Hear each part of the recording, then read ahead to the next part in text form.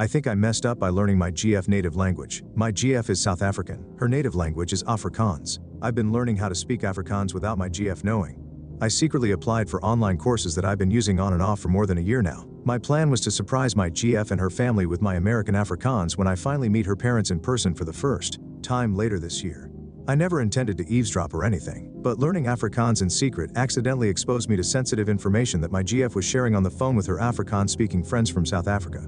It was gossip I was not supposed to understand, but eventually I did. This is what I've heard in the past few months. 1. My GF is planning to surprise me on my birthday by reuniting with her high school metal band and putting on a show for me. 2. My GF wants to tattoo the names of literally all the Harry Potter spells on her back, but she doesn't know how to tell me because she's afraid I'll talk her out of it.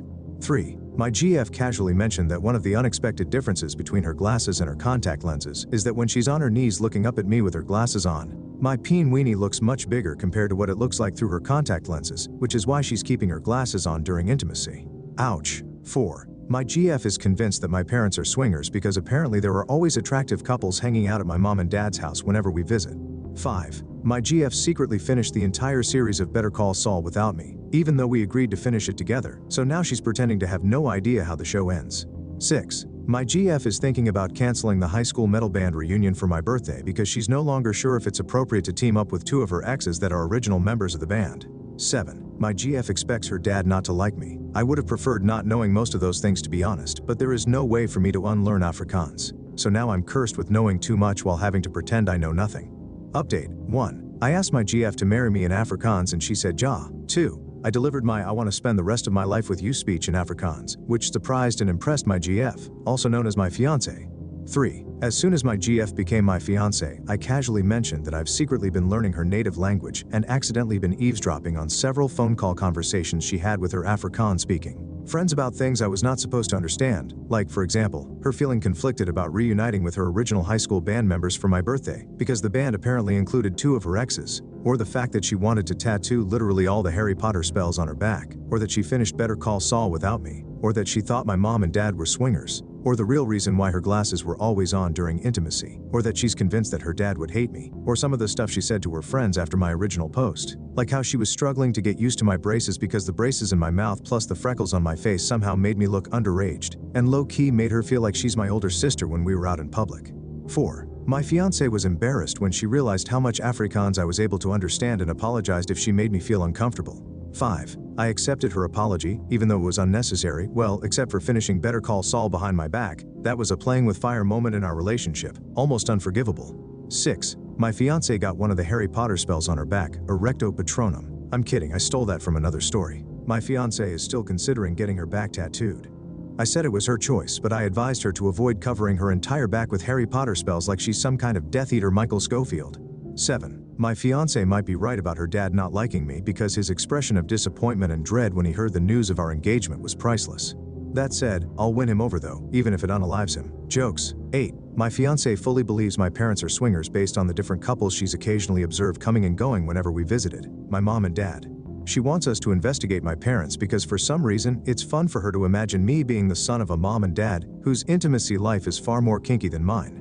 I'm not interested in opening that door though because I don't want to know what goes on in my mom and dad's bedroom. However, something tells me that my fiancé will not rest until she has all the answers. 9. I made it clear to my fiancé that I had no problem with her reuniting with her high school band to perform at my birthday, unless it was uncomfortable for her that her exes were part of the band. My fiancé ultimately decided to cancel the band because of behind-the-scenes drama. The drummer, who was one of the exes, apparently gained a lot of weight after high school and lost all confidence to perform in the band.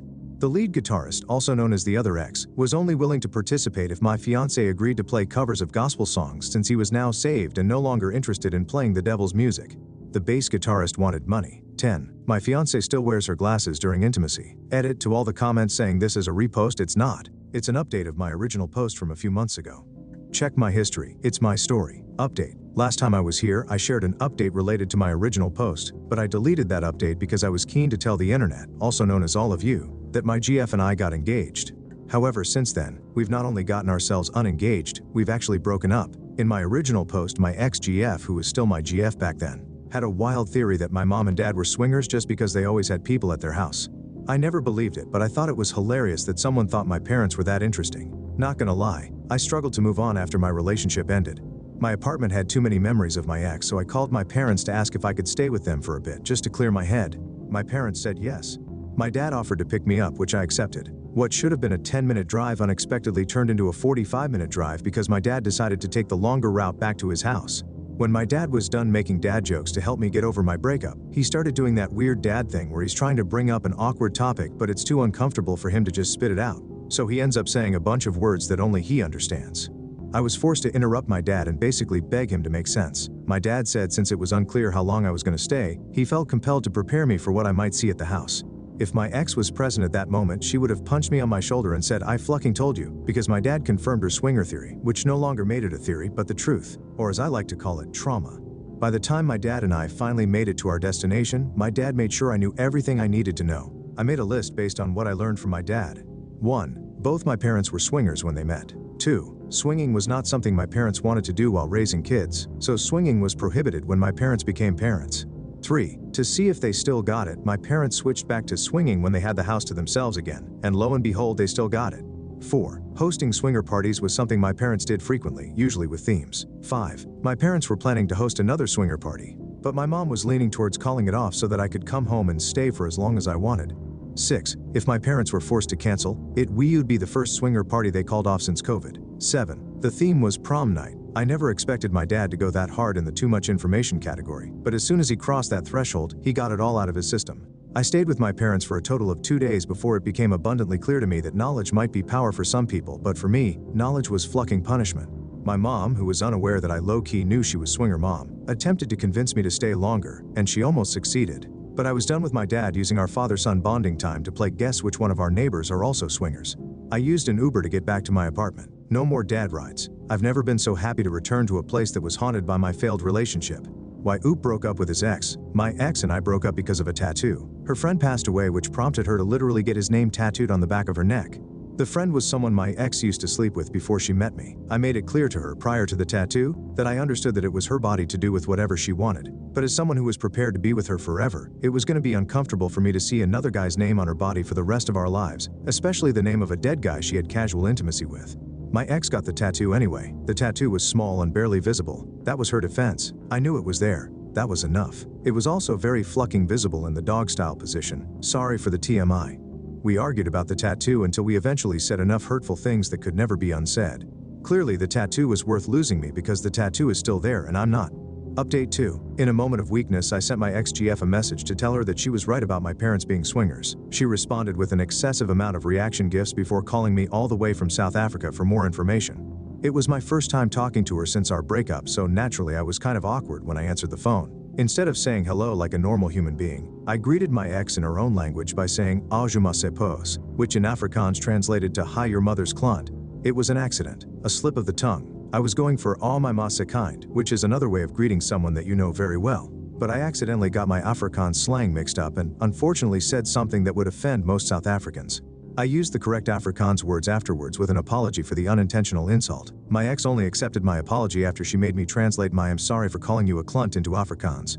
I eventually explained to my ex how I found out my parents were swingers, which basically boiled down to my dad telling me everything. When my ex was finally satisfied with the amount of times she said, "I fucking told you so," she reminded me of all the clues that made her suspect my parents of being swingers since the beginning. I'll list all the clues she mentioned. 1. My parents had extra toothbrushes in their bathroom. 2. My dad had a coffee mug that said "married with benefits." 3. Attractive couples were always leaving the house whenever we were visiting my parents. 4. When my ex and I were still together, she apparently asked my mom what her secret was for loving the same person for so long. And according to my ex, my mom said the secret was spreading the love. 5. My parents served us leftover pineapple cake during one of our visits. I disagreed with my ex about number 5 because I never had pineapple cake in my life. My ex said I definitely had pineapple cake in my life because she was literally in my life when I ate it. I asked her if she felt like adding a random pineapple reference just for the sake of including a pineapple somewhere.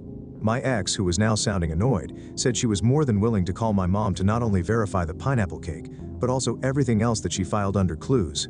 I informed my ex that my mom most likely had no idea that my dad told me about their swinger life, so it would not be wise to call my parents. My ex said the pineapple cake happened. For my own protection, I said nothing, which somehow made it worse. My ex pointed out that she was still in our family group chat, so she might end up using that as a platform to ask my parents if they remembered us eating pineapple cake. I totally forgot about the family group because none of my family members actually used it, but I did check, and my ex was right, she was still part of the group. And she made sure I understood that she wanted to continue being part of the group, and if I removed her, then she might decide to make that call to my parents that I wanted her not to make. Now my butthole clenches every time I get a notification on my phone because I think, here we go, incoming message in the family group from my crazy ex about the flucking pineapple cake.